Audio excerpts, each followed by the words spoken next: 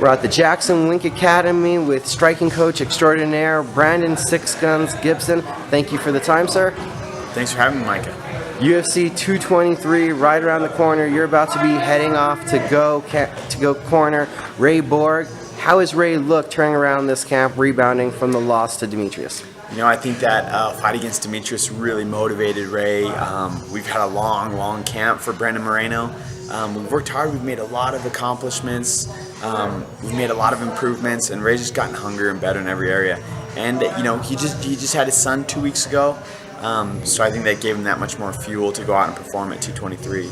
Now, what did the little setback? I believe the fight got pushed back, 2-3 weeks? Mm-hmm. Yeah, I think a month. I think we're supposed to be on a Vegas card, but you know, Brooklyn's a big card. Oh, we were supposed to be on Austin originally. That's what it was. But Brooklyn's a big card. This is a great stage, and I think Brandon Moreno is a really good stylistic matchup for Ray.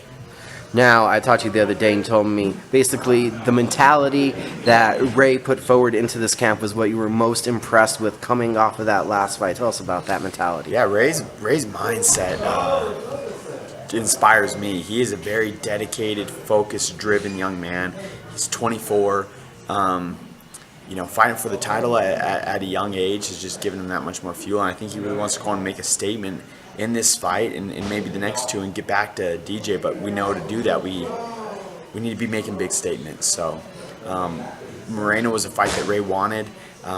Moreno's dangerous. He has some hype behind him. He's young and talented too, but I think this is a great matchup for Ray, and we're excited for Saturday to go out there and show what he's done. Now, also coming up very next weekend, you're turning around and going to Arizona. Carlos Condit just finished up his camp, and then you guys get the change of opponent from Matt Brown to Alex Oliveira. So what are you guys able to do to prepare, and how different of a fight now is it going from Brown to Oliveira?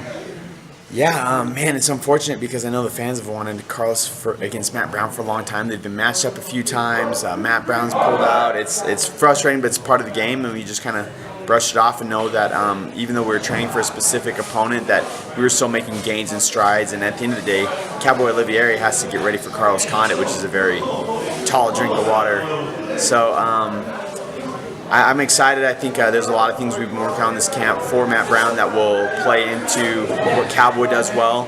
So, you know, we just keep Carlos focused right now. We'll make a few little small adjustments this next week and a half. But at the end of the day, Carlos is a natural born killer, and he just needs to go out there and flip on that switch. Any surprise from the camp that they were able to get Oliveira in place so quickly?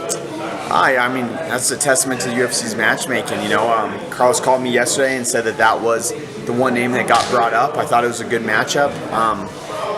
Stylistically in a lot of ways than, you know, some of the other matchups that maybe the UFC could have given us. So, yeah, you just got to support your fighter and be ready to rock. So that's cool that Condit-Oliveira was ready to go, and I'm excited for those two guys to put on the show.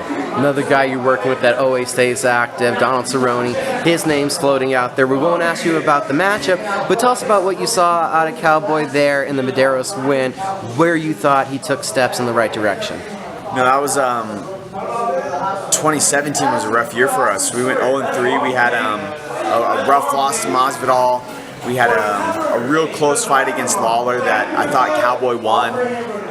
Then we had Till, who's going to probably be a superstar one day. You know, that was a rough matchup. So the biggest thing in that camp was just getting Cowboy's mind right. Like, he'd never been on a losing streak, much less 3.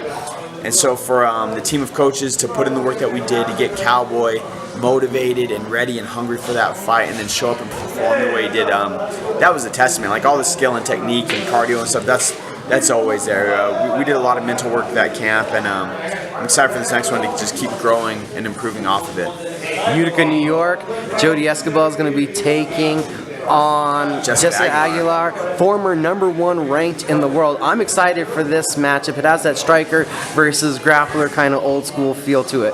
Tell us about it from the coach's perspective. Yeah, you know, Jessica is a vet in this game, especially women's MMA. There's not too many pioneers like her. It's a big step up for Jodie, but we just fought Carolina in Poland. But I think stylistically, Jodie can pose a very bad matchup for Jessica. And you know, it might be a little bit of the old guard versus the new guard when it comes to women's MMA. And I'm excited for Jodie to go out there and show her improvements as well. You know, out of all the fighters that have been trained, Jodie's been making these huge strides in her striking, which is crazy considering she's been a boxing world champion and an elite level MMA fighter for a long time. But for the level she's at and the gain she's making is just super, super impressive. So I can't wait for Jodie to go out there in New York against a tough vet and make a statement. And last question for the coach. We see this mega matchup being made on short notice here for this weekend, Holloway Nurmagomedov. If you were in the Holloway corner, what kind of strategy would you want to employ against Nurmagomedov on short notice? You know, Khabib will eat punches. He'll eat punches. The Michael Johnson fight, you know, when the second round came out, Johnson started finding him, especially the left hand, and Max is good in both stances. I think Max can use his feints and his footwork in the big cage and maybe find some big shots. Khabib has a hell of a chin on him. I don't know. We'll see if Max's power carries up a weight class. You know, some of the guys it does, some of them it doesn't. But I think Max has a lot of tools that can give Khabib a hard time. He has great takedown defense, but then again, he's never been up against a wrestler like Khabib. And nobody's more dominant on the ground than Khabib. Khabib's control and his ground and pound are on another level right now. So Khabib could get the match there. I think it could be a good night for him. Thank you for the comments, Coach. Have fun in Brooklyn. All right, thank you, bud.